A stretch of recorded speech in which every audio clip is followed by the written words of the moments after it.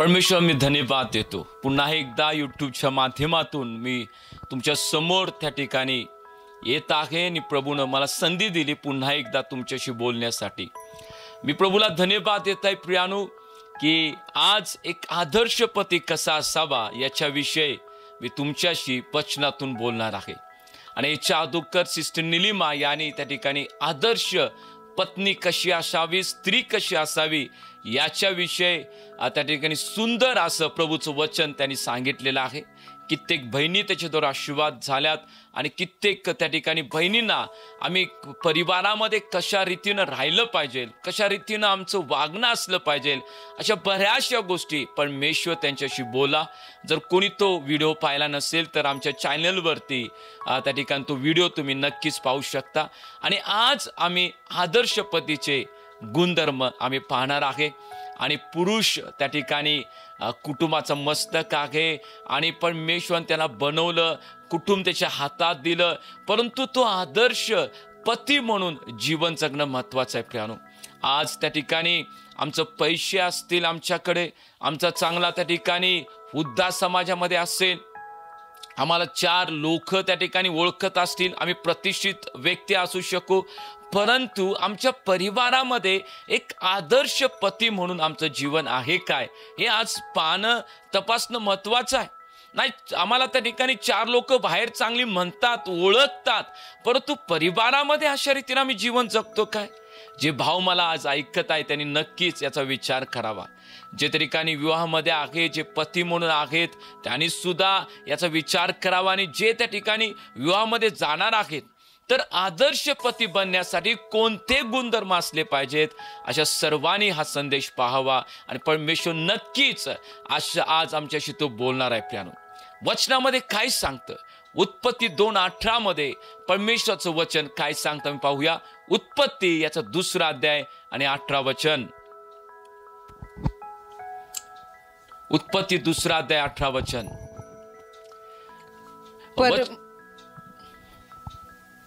मग परमेश्वर देव बोलला, मनुष्य एकटा असावा हे बरे नाही, तर त्याच्यासाठी अनुरूप सहाय्य मी करेन। देवबाप म्हटला की मनुष्य एकटा असावा हे बरे नाही, मी त्याला अनुरूप सहकारी असं निर्माण करेन। परमेश्वर म्हटला मी त्याला अनुरूप सहकारी, मी त्या ठिकाणी एक योग्य असं व्यक्ती त्याला देईन। माझ्या प्रियानो, जी पत्नी तुम्हाला मिळालेली आहे ही परमेश्वरापासून आहे।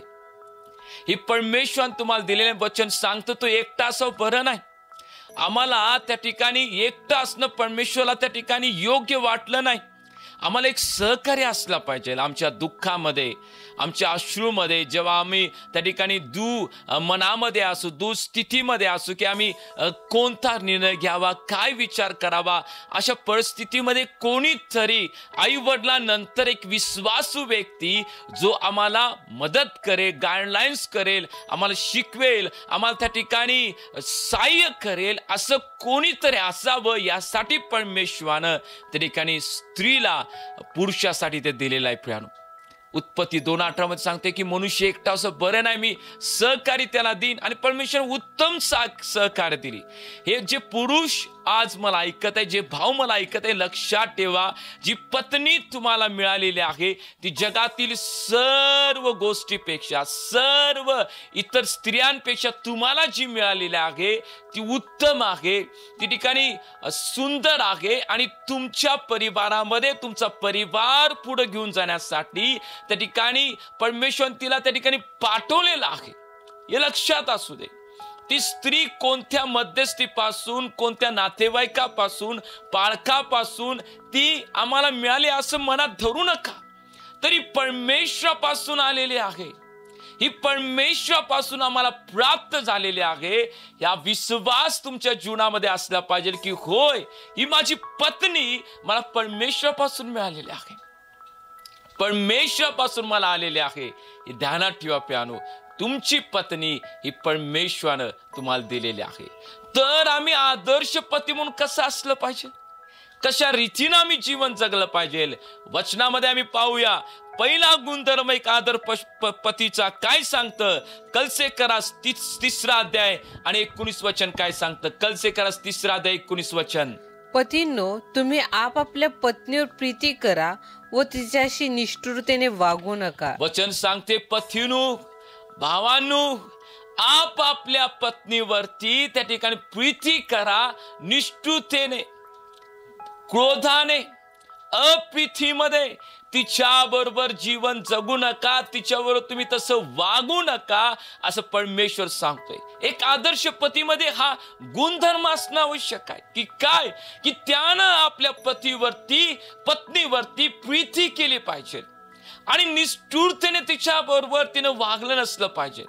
वचनामध्ये ज्या रीतीनं सांगतं, इफिसच्या 5व्या अध्यायामध्ये 25 वचन काय सांगतं पाहूया. इफिसकरास 5वा अध्याय 25 वचन. पतींनो, जशी ख्रिस्ताने मंडळीवर प्रीती केली तशी तुम्ही आपापल्या पत्नीवर प्रीती करा.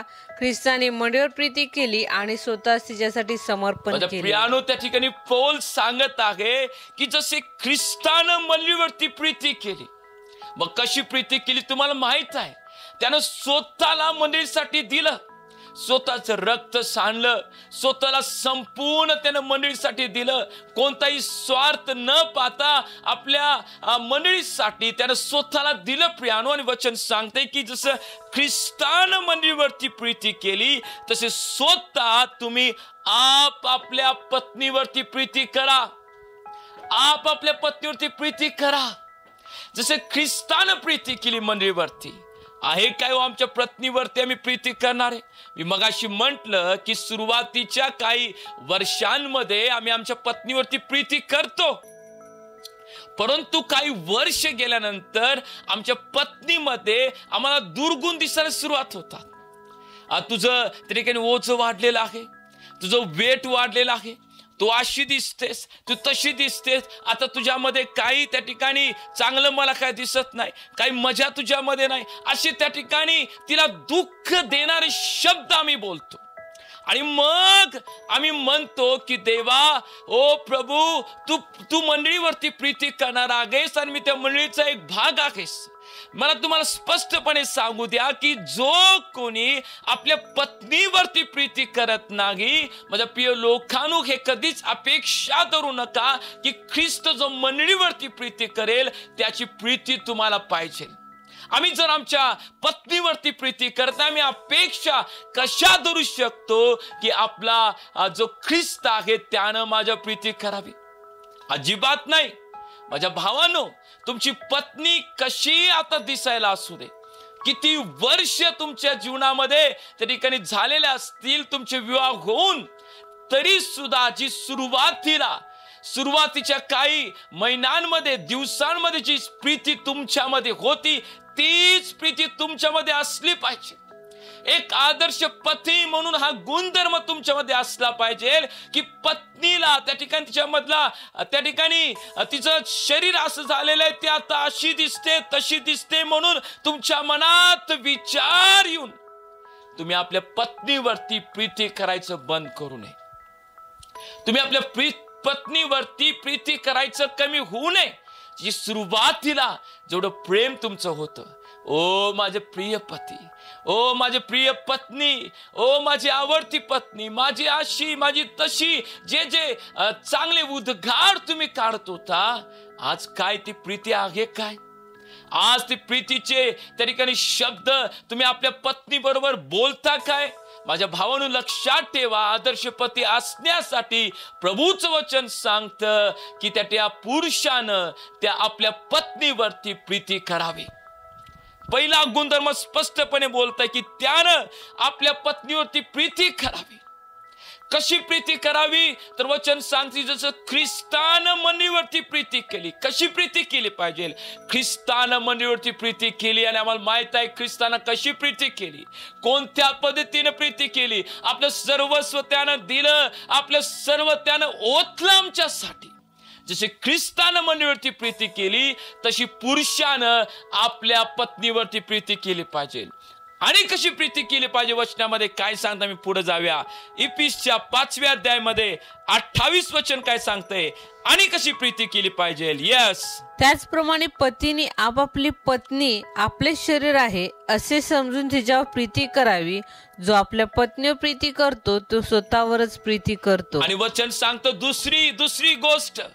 पहिले आम्ही पाहिलं प्रीती कशी करावी, मंडळीवरती ख्रिस्तांची प्रीती केली तशी प्रीती करावी. दुसरी प्रीती कशी सांगते की जसे आम्ही स्वतःवर प्रीती करतोय तशी आमच्या पत्नीवरती प्रीती करावी. जशी आम्ही स्वतःच्या देहावर प्रीती करतोय. मग सुरुवातीला जेव्हा तुम्ही तरुण होता, जेवढं प्रेम तुमच्या शरीरावरती होतं, आज कदाचित 40-50 वर्षात तुम्ही झाला असाल, 30-35 वर्षात झाला असाल, ज्या रीतीनं आता सुद्धा सुरुवातीच्या दशकांमध्ये प्रेम करतो तर आपल्या स्वतःच्या शरीरावरती, तसंच प्रीती तसंच प्रेम आता सुद्धा आमच्या शरीरावरती आम्ही करत आहे.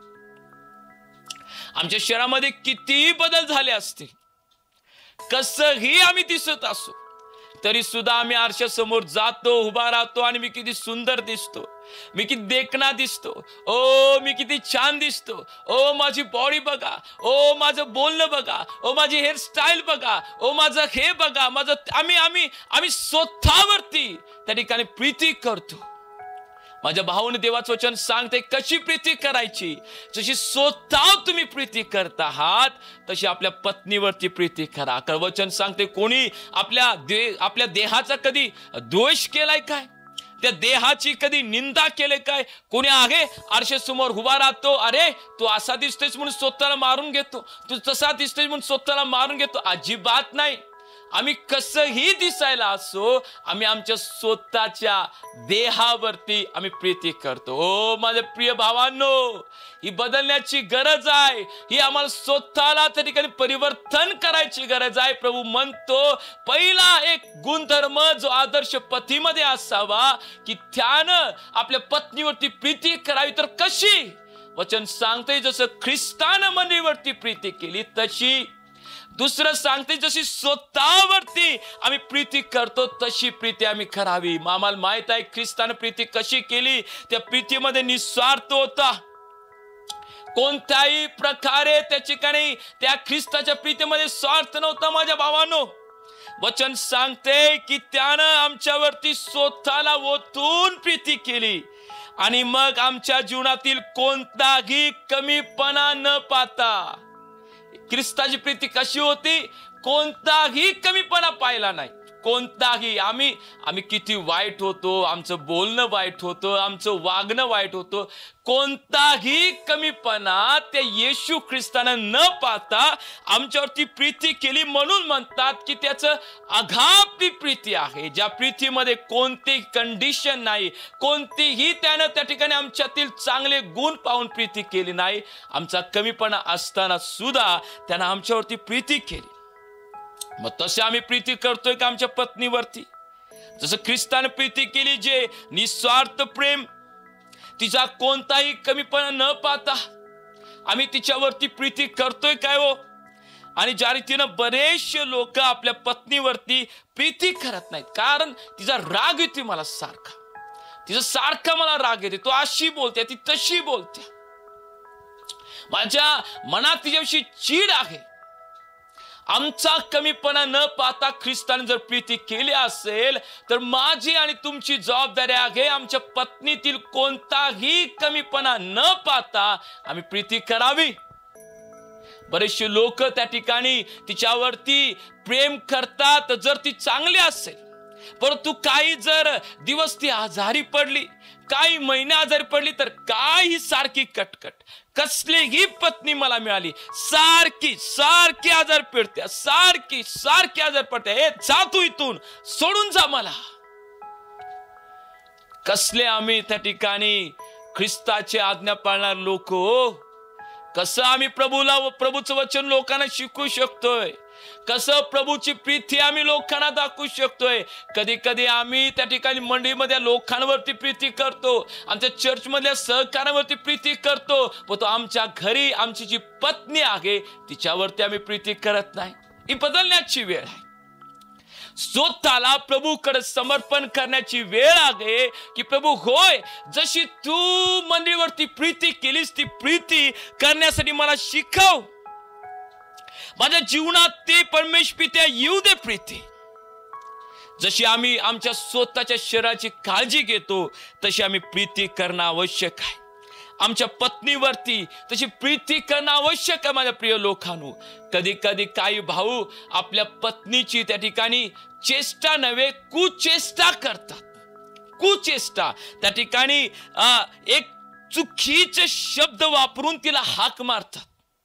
पहिला जेव्हा सुरुवातीला लग्न केलं, स्वीटहार्ट, प्रिये, सुंदरे आणि बरेचशे गोष्टी ते बोलत होते.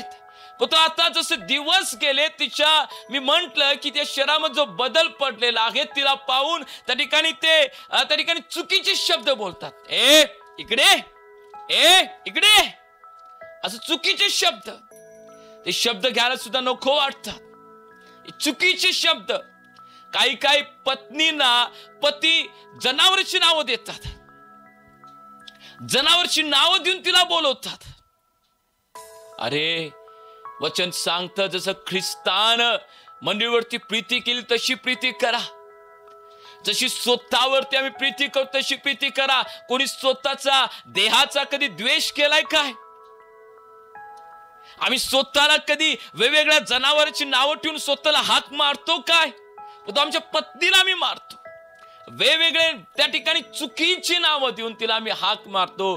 माझ्या भावानो, जे तुम्ही मला आज ऐकत आहात, ही बदलण्याची वेळ आहे. ती कमजोर आहे, ती काय करू शकत नाही, म्हणून माझ्याकडे ताकद आहे म्हणून त्याचा त्या ठिकाणी गैरवापर करू नका. तिचे घरचे लोक पाहू शकत नाहीत, माझ्याशिवाय कोण आहे तिला, आता कोण बघणार आहे? तिचे आई वडील गरीब आहे, तिचे आई वडील वारलेले आहेत, भाऊ राहिलाय, तो भाऊ काही बघत नाही, कोण बघणार आहे? आणि तिला माझ्याशिवाय कोण आहे म्हणून आम्ही कसंही वागणूक तिला जर देत असेल, ठीक आहे. तिचे आई वडील त्या ठिकाणी मरण पावलेले आहेत. कदाचित तिचे आई वडील दुर्बळ असतील आपल्या मुलीचा न्याय करायला. पण तू एक आज मला तुम्हाला सांगू दे, सर्व समर्थ देव जो स्वर्गामध्ये बसलेला आहे तो नक्कीच न्याय करणार. तो नक्कीच न्याय करणार. मी दिलेल्या त्या पत्नी बरोबर तू कसा वागलास रे? मी दिलेल्या पत्नीचा मान कसा राखलास? कशा रीतीने तिच्यावरती प्रीती केलीस? नक्कीच परमेश्वर विचारेल. म्हणून माझ्या भावानो, हा विचार मनातून काढून टाका की माझ्याशिवाय तिला कोणच नाही बघा. तिची घरची लोक तिला पाहणारच नाही बघा, तिची घरची लोक तिला विचारणारच नाही बघा, अजिबात नाही. आम्ही स्वतःला बदलण्याची वेळ आहे. आम्ही स्वतःला एक आदर्श पती होण्यासाठी समर्पण करण्याची वेळ आहे. ही पत्नी परमेश्वरापासून मला प्राप्त झालेली आहे. आता परमेश्वर नक्कीच मला त्या ठिकाणी विचारणार, मी माझ्या पत्नीवर कसं वागलो, कशा रीतीनं तिच्यावर मी जीवन जगलो, परमेश्वर नक्कीच मला विचारणार. म्हणून माझ्या भावानो, पहिली गोष्ट लक्षात ठेवा, आपल्या पत्नीवरती आम्ही प्रीती करूया जसं ख्रिस्तानं मंदिरावरती प्रीती केली. जशी आम्ही स्वतःवरती प्रीती करतो तशी प्रीती करूया. कोणतेही वाईट शब्द बोलून तिला हृदय दुखू नका, तिला हाक मारू नका. मग ती प्रीती आम्ही कशी केली पाहिजे? कृतीद्वारे, तिला एखाद्या गोष्टीमध्ये हेल्प करून, मदत करून आम्ही प्रीती करू शकतो. प्रियानो, मुखाने तिचं कौतुक करण्याच्या द्वारे, धन्यवाद म्हणण्याच्या द्वारे, ओ आज तू सुंदर स्वयंपाक बनवलेला आहेस, तू नेहमीच सुंदर स्वयंपाक बनवत असतेस, तुला धन्यवाद, नेहमीच माझी काळजी, लेकरांची काळजी, माझ्या आई वडिलांची काळजी घेत असतेस, धन्यवाद, थँक्यू, हे म्हणण्याच्या द्वारे आमची प्रीती आम्ही व्यक्त करू शकतो. प्रियानो, आमची प्रीती आम्ही व्यक्त करू शकतो. कधी कधी जेव्हा आमचं सुरुवातीचं लग्न झाल्यानंतर आम्ही येताना तिला गुलाबाचं फूल आम्ही घेऊन येत असणार, एखादं गिफ्ट आम्ही तिला घेऊन येत असणार, तिचा आवडता पदार्थ आम्ही घेऊन येत असणार. पण आता 2 लेकरं झालेत, 3 लेकरं झालेत, आता वय वाढलं, आता त्या ठिकाणी लग्नाला जास्त वर्ष झालेत आणि आता त्या सर्व गोष्टी विसरून गेलोय. तर माझ्या प्रिय लोकांनो, माझ्या भावांनो, जर प्रीती व्यक्त करायची तर तुम्ही आता सुद्धा प्रीती व्यक्त करू शकता. आपलं त्या ठिकाणी कृतीच्या द्वारे, तिला मदत करण्याच्या द्वारे, मुखाच्या द्वारे, कौतुकाचे शब्द बोलण्याच्या द्वारे त्या पत्नीचा तुम्ही मान करू शकता, सन्मान करू शकता, प्रीती व्यक्त करू शकता. एखादी तिला आवडणारे पदार्थ घेऊन येण्याच्या द्वारे आम्ही तिचा मान करू शकतो. हे लक्षात ठेवा प्रियानो. आदर्श पती कसा असावा, पहिले आम्ही गोष्ट पाहिली, त्यानं आपल्या पत्नीवरती प्रीती करावी. तर ती प्रीती कशी करावी? जशी ख्रिस्तानं मनीवरती केली आणि जशी आम्ही स्वतःवरती प्रीती करतोय तशी प्रीती आम्ही करावी. या आम्ही दुसऱ्या त्या ठिकाणी मुद्द्याकडे जाऊया. आम्ही कशा प्रकारे त्या ठिकाणी आदर्श पती होण्यासाठी आम्ही कसं जीवन जगलं पाहिजे. उत्पत्तीच्या पहिले पेत्र याचा 3रा अध्याय आणि 7वं वचन काय सांगतं पाहूया. पहिले पेत्र याचा 3रा अध्याय आणि 7वं वचन. पतींनो, तसेच तुम्हीही आपापल्या स्त्रियाबरोबर त्या अधिक नाजूक व्यक्ती आहेत म्हणून सुज्ञतेने सहवास ठेवा. तुम्ही उभयंता जीवनरूपी कृपादानाचे समायिक वतनदार आहात म्हणून तुम्ही त्यांना मान द्या, म्हणजे तुमच्या प्रार्थनात व्यत्यय येणार नाही. येस, वचन स्पष्टपणे सांगतं. सुंदर रीतीनं देवाचे मानसेवक त्या ठिकाणी पेत्र बोलत आहेत. आपल्या ज्या पत्नी आहेत, वचन सांगते सुज्ञतेने, याचा अर्थ बुद्धीने तिच्या बरोबर तुम्ही जीवन जगा. बुद्धीने. त्या नाजूक पात्र आहेत. पेत्र म्हणताय, अरे बाबांनो, ते नाजूक पात्र आहेत. आपल्या बुद्धीचा वापर करा, आपल्या ज्ञानाचा वापर करा आणि त्या ठिकाणी योग्य रीतीनं आपल्या पत्नी बरोबर जीवन जगा. असं ठिकाणी पेत्र आमच्याशी बोलत आहे. आदर्श पती कसा झाला पाहिजे? आपल्या पत्नी बरोबर बुद्धीनं वागलं पाहिजे. बरेचसे लोक बुद्धीनं वागतात आपल्या पत्नीबरोबर. अहो, आम्ही वागतोय की काय बुद्धीनं वागतात? बाहेर केलेलं वाईट कुकर्म पत्नीला न समजलं पाहिजे असं जीवन बुद्धीनं जगतात. मोबाईल मध्ये काय चॅटिंग चाललेलं आहे एखाद्या परस्त्री बरोबर आणि ते कसं लपवायचं, कसं दडवायचं बुद्धी वापरतात. आणि पत्नीपासून कोणकोणत्या गोष्टी लपवायच्या बुद्धी वापरतात. परंतु ही बुद्धी पेत्र इथं असं सांगत नाही आहे. पेत्र म्हणतोय, भावांनो, आपल्या पत्नी बरोबर सुज्ञतेने राहावा. एक सुज्ञ व्यक्ती कसा असतो, एक जेंटलमॅन कसा असतो, कशा रीतीनं तो जीवन जगतो, इतर बाहेरच्या लोकांबरोबर परिवारामध्ये कशा रीतीनं त्यानं वागलं पाहिजे. एक जेंटलमॅन म्हणून जीवन जगा. एक सुज्ञ व्यक्ती म्हणून तिचा त्या ठिकाणी तिच्याबरोबर तुमचं जीवन असलं पाहिजे. तिचा सन्मान करण्याच्या द्वारे, तिच्याबरोबर योग्य वागण्याच्या द्वारे. आम्हाला वाटतं ही पत्नी गुलाम आहे. मी करून आणले ना, हिनं घरातलं सर्व काम गुलामासारखं केलं पाहिजे, नोकरासारखं केलं पाहिजे. पण तू माझ्या भावानं वचन आम्ही सांगितलं उत्पत्ती 2:18 मध्ये की ती स्त्री त्या ठिकाणी तुमचा गुलाम नाही, प्रभू म्हणतात ती सहकारी आहे, ती तुमची पार्टनर आहे. तर आम्ही त्या रीतीने तिला वागवतोय काय? गुलामासारखं आम्ही तिला ठिकाणी वागवत आहोत काय? एक नोकर सारखं आम्ही तिला वागवत आहोत का? आम्ही सहकारी सारखं आम्ही तिला वागवतो. तू माझी पार्टनर आहेस, माझ्या सर्व गोष्टीमध्ये माझी पार्टनर आहेस. माझ्या पैशा अडख्यामध्ये, माझ्या सर्व मान सन्मानामध्ये तू त्या ठिकाणी पार्टनर आहेस. तू आहेस म्हणून मी आहे, तू आहे म्हणून माझं काम आहे, तू आहे म्हणून माझी सेवा कार्य, तू इकडे सर्व सांभाळतेस म्हणून बाई मी आहे. वचन सांगते सुज्ञतेने तिच्या बरोबर जीवन जगा. ज्ञानाचा वापर करून जीवन जगा. वाईट गोष्टी त्या ठिकाणी लपवण्यासाठी ज्ञानाचा वापर करू नका. एक दिवस उजेडात येणार. वचन सांगते झाकला असं काय नाही, एक दिवस म्हणून जे काय खराले त्याचे उजडीस येणार. हालेलुया. आणि वचन सांगते की त्या जेव्हा तुम्ही सुज्ञतेने तिच्याबरोबर वागशिला, तिला आदर देऊन जीवन जगशिला, देवाचं वचन सांगते की तुमच्या प्रार्थनेमध्ये व्यत्यय येणार नाही. मी तुम्हाला स्पष्टपणे सांगतो, जर तुमच्या पत्नी बरोबर योग्य रीतीने जर तुम्ही वागत नाही, सुज्ञतेने जर वागत नाही, तुमच्या प्रार्थना ऐकल्या जाणार नाहीत. प्रार्थनेचं उत्तर तुम्हाला मिळणार नाही. माझ्या भाऊन लक्षात ठेवा. मग 2-2 तास तुम्ही बसत असाल, 2-2 दिवस उपासमध्ये, 3-3 दिवस उपासमध्ये घालवत असाल, पण तो आपल्या पत्नी बरोबर त्या ठिकाणी सुज्ञतेने वागून, एक जेंटलमॅन सारखं वागून तिच्या बरोबर तुम्ही आपलं जीवन जगत नसाल, प्रार्थना ऐकली जाणार नाही. ओ, प्रार्थना ऐकली जाणार नाही. त्या ठिकाणी वचन सांगते सुज्ञतेने तिच्या बरोबर राहा. तिचा आदर करा, धन्यवाद द्या. पत्नीच्या घरातील लोकांना दोष लावू नका. बरेचसे लोक घराच्या पत्नीच्या असते, तिच्या घरातील लोक, तिचे आई वडील, तिची बहीण, तिचं भाऊ यांना दोष लावतात. तुझी घरचे अशी आहेत, तुझी घरची तशी आहेत, तुझा भाव असा मला माहित आहे कसा आहे, तुझी बहीण अशी आहे मला माहित आहे. वचन सांगते जर आम्ही आदर्श पती व्हायचा आहे तो दोष लावू नका, दोष लावू नका. कमीपणा पत्नीमध्ये असू शकतोय, याचा अर्थ तुम्ही परिपूर्ण आहात असे नाही. तुमच्यामध्ये सुद्धा त्या ठिकाणी कमतरता आहे.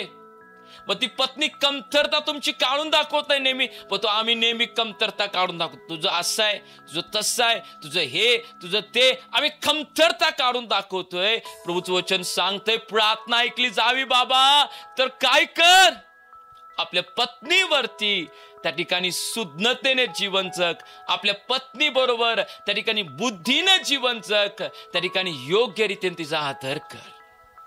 हालेलुया. आम्ही त्या ठिकाणी योग्य रीतीनं त्या ठिकाणी आदर करत आहोत काय?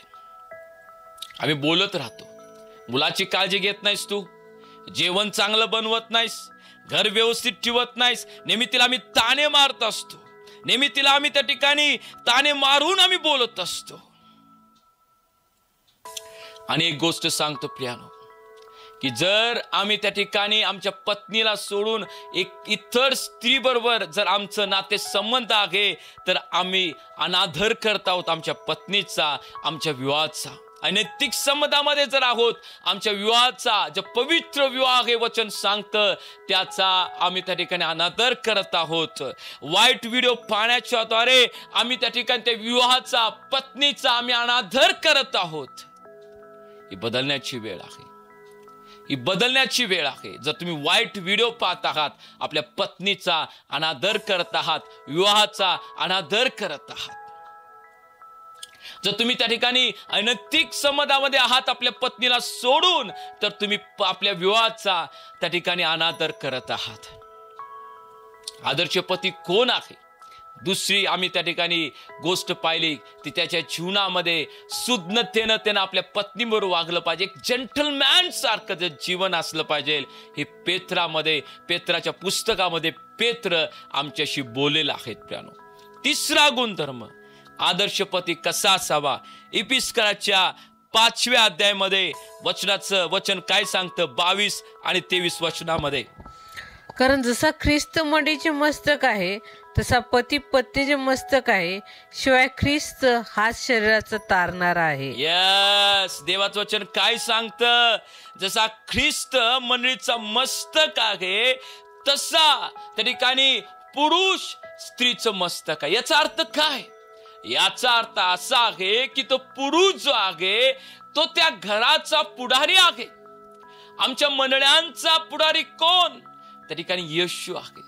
आमच्या मंडळाचा नेता कोण? येशू आहे. आमच्या मंडळाचा मालक कोण? येशू आहे. तसंच जर आम्ही स्त्रीचे मस्तक आहोत तर आमच्या कुटुंबाचे आम्ही मालक आहोत, आमच्या कुटुंबाचे आम्ही पुढारी आहोत. आम्ही पुढारी आहोत प्रियानो, हे लक्षात ठेवा. आम्ही पुढारी आहोत, आमच्या घरचे आम्ही पुढारी आहोत. परमेश्वरानं प्रत्येक पुरुषाला आपल्या घराचा पुढारी बनवलेला आहे. परंतु कधी कधी स्त्री काय करते? ते पुढारपण स्वतःच्या हातात घेते, आपल्या पतीला आपल्या हाताखाली ठेवते, त्याच्यावरती त्या ठिकाणी पैशाच्या, घरच्या लोकांचा, आपल्या हुद्द्याचा त्या ठिकाणी गैरवापर करून त्याला दाबायला बघते. परंतु ज्या परिवारामध्ये स्त्री घराचा पुढारी आहे ते घोर नेहमी गोंधळामध्ये असू शकतं प्रियानो, नेहमी गोंधळामध्ये असू शकतं. परंतु ज्या घराचा पुढारी पुरुष आहे तर जर योग्य रीतीनं तो आपलं घर सांभाळत असेल तर माझ्या प्रिय लोकांनी लक्षात ठेवा की ते घर आशीर्वादित असणार. जर आम्ही घराचा पुढारी आहे, जसं येशू त्या ठिकाणी घराचा पुढारी होता, त्यानं कोणकोणत्या गोष्टी केल्या ते आम्ही समजलं पाहिजे. येशू पुढारी होता, मग कसा जीवन जगला होते ना? मान, सन्मान, स्थान, समोरचा व्यक्ती प्रेम करतोय किंवा नाही, काळजी घेतोय का नाही, याची त्या ठिकाणी कोणती पर्वा न करता त्यानं काळजी घेतली. आम्हाला माहित आहे एवढ्या इस्कोरेत माहित होतं धरून देणार आहे, त्याला माहित होतं पेत्र नाकारणार आहे, त्याला माहित आहे शिष्य सोडून गेले. पण जेव्हा जेव्हा शिष्यांच्या विरुद्धात शास्त्री पुरुष बोलत होते नेहमी येशू आडवा यायचा. हे नाही, हे असं नाही, ते करतील. काही शास्त्री पुरुष म्हणले काय तुमचे शिष्य सारखी खातात. नाही म्हणला येशू, एक वेळ येईल ते उपवास करतील, एक वेळ येईल त्याचं जीवन बदलत जाईल, एक वेळ येईल ते असं करतील. नेहमी तो पुढारी समोर जायचा आणि सर्व गोष्टी व्यवस्थित करण्याचा प्रयत्न करत होता. आम्ही जर आमच्या घराचे पुढारी आहोत न तर नेहमी आमचं घर व्यवस्थित करावं. इतरांच्या पापावरती झाकण घालून, कमीपणावरती झाकण घालून आम्ही त्या ठिकाणी तो कुटुंब व्यवस्थित बनण्यासाठी आम्ही प्रयत्न केले पाहिजे. यासाठी योग्य पुढारी आम्ही बनूया. आम्ही त्या ठिकाणी सर्व गोष्टीकडे लक्ष देऊया. घरातली लोक मान सन्मान देतात का नाही, माझ्या प्रीती करतात का नाही, काळजी करतात का नाही, याची पर्वा न करता योग्य पुढारी म्हणून आमचं काम जे प्रभूने आम्हाला दिले ते आम्ही पूर्ण करूया. ते मान सन्मान देऊ द्यात नाही देऊ द्यात, पण मी माझं काम करणार बघा, मी त्यांची काळजी घेणार बघा, आम्ही करूया प्रियानो. आणि नक्कीच हे करण्याच्या द्वारे परमेश्वर आम्हाला आशीर्वाद करणार. आणि मग तो पुढारीमध्ये आणि कोणते गुणधर्म असावेत, तर त्या पुढाऱ्यानं आत्मिक जीवनामध्ये आणि सांसारिक जीवनामध्ये त्या ठिकाणी योग्य पुढारी असला पाहिजे. म्हणजे काय, आत्मिक जीवनामध्ये सुद्धा त्याचं त्या ठिकाणी पुढारी पण योग्य असलं पाहिजे. तो प्रार्थना करणारा व्यक्ती असला पाहिजे, उपवास करणारा व्यक्ती असला पाहिजे, सेवा कार्यामध्ये त्या ठिकाणी तो पुढे जाणारा व्यक्ती असला पाहिजे. आत्मिक जीवनामध्ये सुद्धा त्यानं त्या ठिकाणी योग्य असलं पाहिजे, स्वतः प्रार्थना करणारा पाहिजे प्रियानो. आणि सांसारिक जीवनामध्ये सुद्धा त्याचं पुढारपण दिसलं पाहिजे. योग्य गोष्टी त्याने हाताळलं पाहिजे. चिडचिड न करता, हताश न होता, आपटापटी न करता त्या ठिकाणी योग्य गोष्टी हाताळण्याचं गुण त्याच्यामध्ये पाहिजे. आणि गुण येतील कसं, जर प्रभूकडे आम्ही सहाय्य मागू, प्रभू हे परिवार मला दिलेला आहे, पत्नी मला दिलेस, त्यांना हाताळण्याची मला ज्ञान दे, बुद्धी दे. परमेश्वर नक्कीच त्या ज्ञानानं बुद्धीनं आम्हाला भरेल. म्हणून लक्षात ठेवा, त्या पुढारीमध्ये गुणधर्म कुठले असले पाहिजेत, त्याने आत्मिक जीवनामध्ये सुद्धा आणि सांसारिक जीवनामध्ये सुद्धा योग्य रीतीनं पुढारपण केलं पाहिजे. दुसरा गुणधर्म त्या पुढारीमध्ये काय असला पाहिजे, ते पुढारी जो आहे त्यानं आपल्या घरातील लोकांच्या जीवनातील गुणधर्म ओळखून त्यांना उत्तेजन दिलं पाहिजे. मग मुलांमध्ये कोणते गुणधर्म आहेत, एज्युकेशनच्या बाबतीत असतील, पत्नीमध्ये कोणते गुणधर्म आहेत, सेवा कार्यासाठी असेल, इतर गोष्टी असेल, ते आम्ही ओळखून तिला उत्तेजन दिलं पाहिजे की बाई तू हे करू शकतेस, मुला माझ्या करू शकतेस, मुली माझ्या करू शकतेस, मी आहे करा, मी प्रार्थना करतो, मी सहाय्य करतो, मी मदत करतो. कधी कधी आम्ही सेवेमध्ये पुढे जातो, आमच्या पत्नीला आम्ही तिथंच ठेवतो, आमच्या लेकरांना तिथंच ठेवतो. आम्ही कधी कधी बाहेर सुवार्ता सांगायला जातो, बाहेर आम्ही इकडं तिकडं प्रार्थनेला जातो, पण तो आमच्या पत्नीला आम्ही संगती घेऊन जात नाही. बऱ्याचशा सेवकांना आपल्या पत्नीचा त्या ठिकाणी कमीपणा त्यांना आठवतो आणि ते कमीपणा पाहून आपल्या पत्नीला घेऊन जात नाहीत. तिच्याविषयी त्याच्या मनामध्ये कमीपणा जाणवतो. हिला घेऊन गेल्यानंतर लोक काय म्हणतील, ही अडाणी आहे, हिला लिहिता येत नाही, हिला वाचता येत नाही, हिला बोला येत नाही, तिला प्रार्थना करता येत नाही. कोण कारण आहे याला? आज जर तुमच्या प्रार्थना पत्नी जर करत नाही, कारण कोण आहे? आम्ही योग्य रीतीने शिकवत आहोत काय? आमच्या पत्नीला मार्गदर्शन करत आहोत, हे करायला पाहिजे, उत्तेजन द्यायला पाहिजे. उठ तू पण सेवा कर, ये पुढे सेवा कार्यामध्ये जा, पुढे मी आहे, मी प्रार्थना करतो. उत्तेजन दिलं पाहिजे, त्यातले गुण आम्ही ओळखला पाहिजे. प्रिय लोकांनो, आपल्या पत्नीमध्ये असलेले गुण आम्ही ओळखून, आमच्या लेकरांमध्ये असलेले गुण पाहून आम्ही उत्तेजन आमच्या पत्नीला द्यायला पाहिजे. आणि तिसरी गोष्ट पुढारीमध्ये कुठली असली पाहिजे, तर कुटुंबातील सर्व लोकांनी वचनामध्ये त्या ठिकाणी मुळवलं पाहिजे, वचनामध्ये मुळवलं पाहिजे.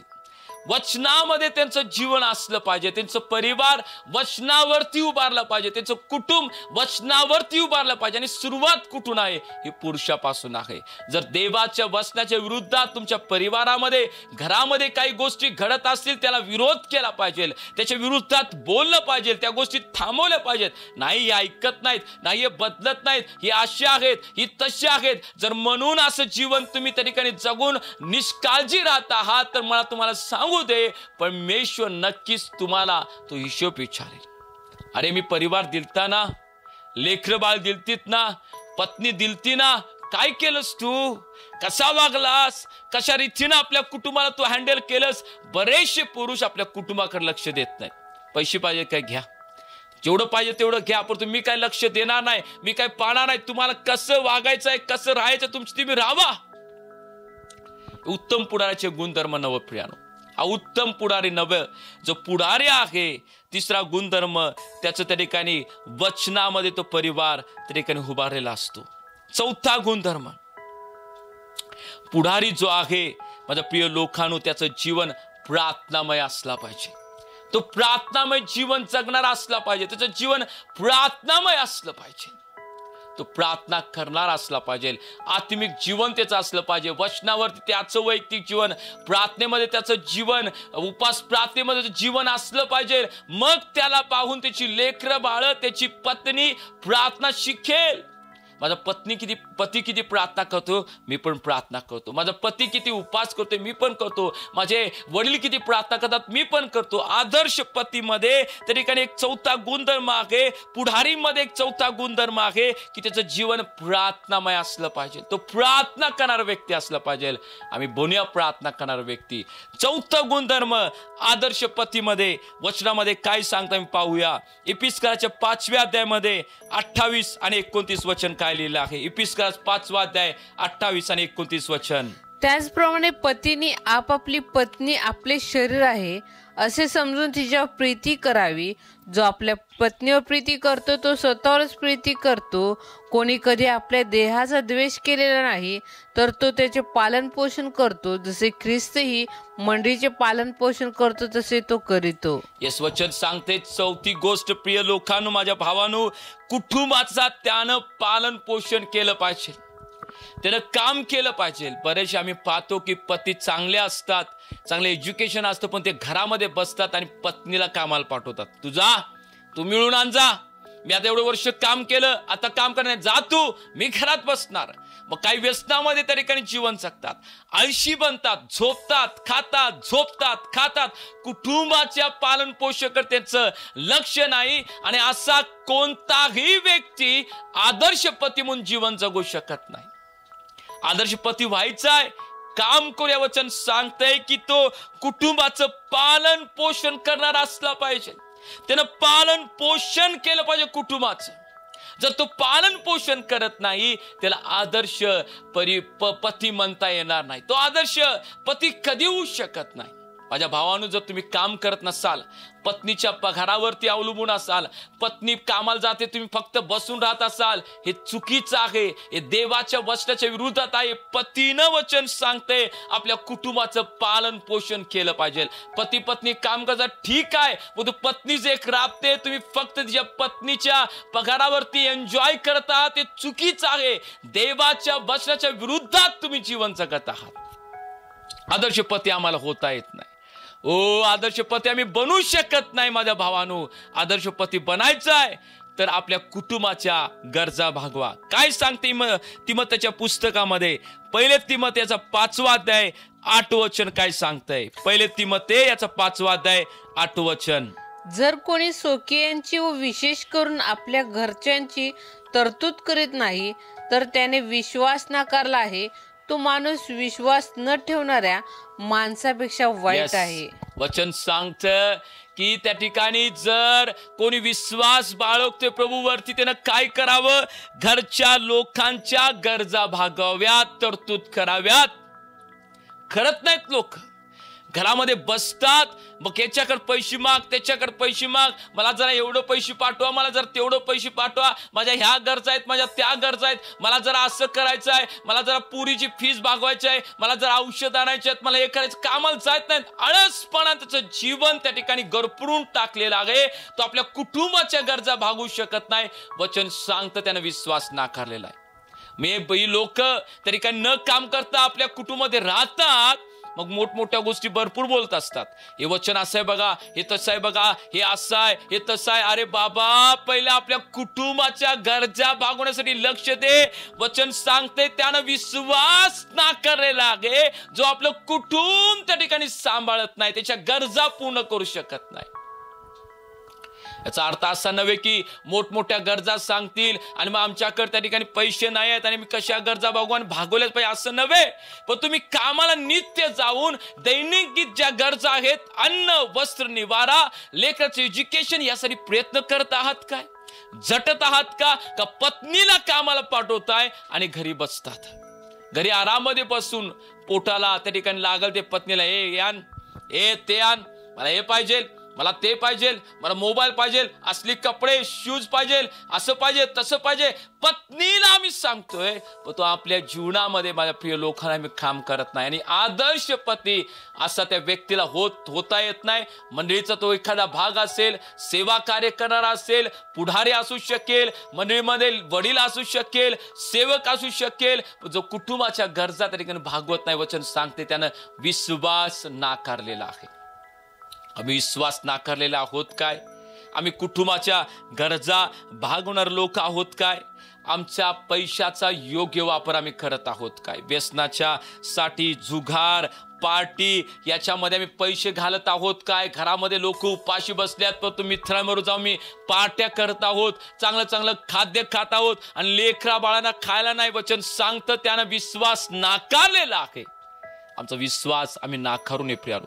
आम्ही जर आमच्या कुटुंबाच्या गरजा पूर्ण करतोय, वचन सांगते तो विश्वास त्या ठिकाणी नाकारणारा व्यक्ती आहे. प्रभूला मी धन्यवाद देतो. आज आदर्श पतीसाठी 4 मुद्दे परमेश्वर बोललेला आहे. आणि जर तुम्हाला माहिती पाहिजे असेल तर फोन कॉलच्या द्वारे आमच्याशी संपर्क साधू शकता. परमेश्वर तुम्हाला आशीर्वाद देवो, या मी प्रार्थना करूया.